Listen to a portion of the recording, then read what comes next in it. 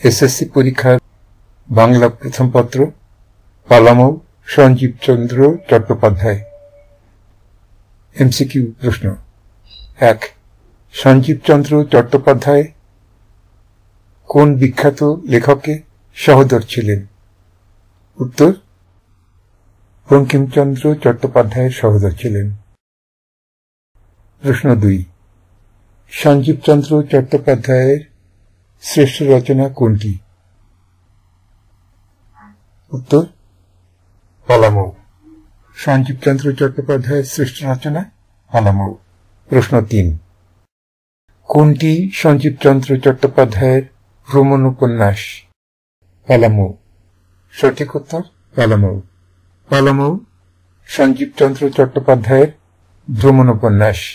প্রশ্ন 4. গল্প করা এ বয়সের রোগ। কেউ শুনুন বা না শুনুন, বৃদ্ধ গল্প করে। সঞ্জীব চন্দ্র চট্টোপাধ্যায় উক্তিটি কার সম্পর্কে করেছেন? উত্তর 4.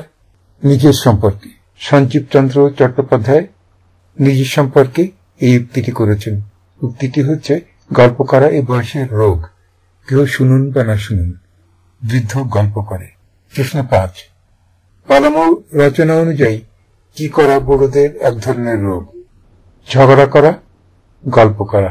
সঠিক উত্তর: গল্প করা। প্রশ্ন 6. সঞ্জীব চন্দ্র চট্টোপাধ্যায় কখন যাত্রা করেছিলেন? সঞ্জীব চন্দ্র চট্টোপাধ্যায় রাত্রি 1:30 প্রহরে যাত্রা করেছিলেন। প্রশ্ন 7. লেখকের গাড়ি কোন নদীর পাড়ে গিয়ে থেমেছিল? সঠিক উত্তর: বরাকর নদী। লেখকের গাড়ি বরাকর নদীর পাড়ে গিয়ে থেমেছিল। প্রশ্ন 8. সবাই কিভাবে বরাকর নদী পার হচ্ছিল? পায়ে হেঁটে, নৌকা যুগে। সঠিক উত্তর: পায়ে হেঁটে পার হচ্ছিল। প্রশ্ন 9. কোন বালকেরা ধুকধুকির পরিবর্তে কি ব্যবহার করে? বনফুল গুচ্ছ নাকি গোল আরশি? সঠিক উত্তর: গোল আরশি। প্রশ্ন 10.